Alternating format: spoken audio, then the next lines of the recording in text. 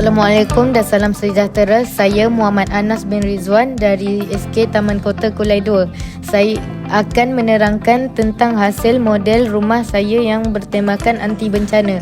Model rumah ini direka khas supaya tahan terhadap bencana alam seperti gempa bumi, banjir dan angin kencang. Saya menggunakan blok seperti batu dan konkrit kerana bahan ini kuat dan tahan lama. Ia juga tidak mudah rosak bila berlaku bencana seperti gempa atau letupan. Antara anti bencana yang terdapat dalam rumah saya antaranya ialah pagar tinggi, robot AI yang mengawal pencerobohan,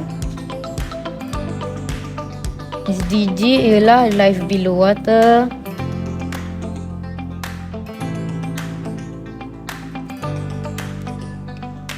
Life on Land, Clean Water and Sanitation,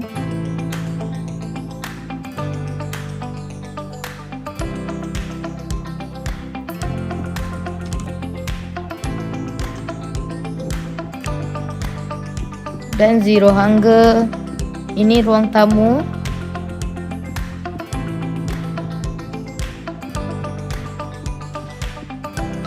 Ini adalah bilik tidur. Tandas.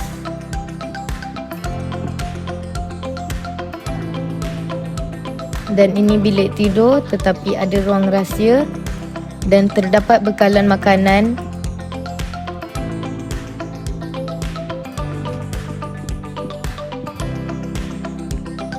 Itu saja, sekian, terima kasih.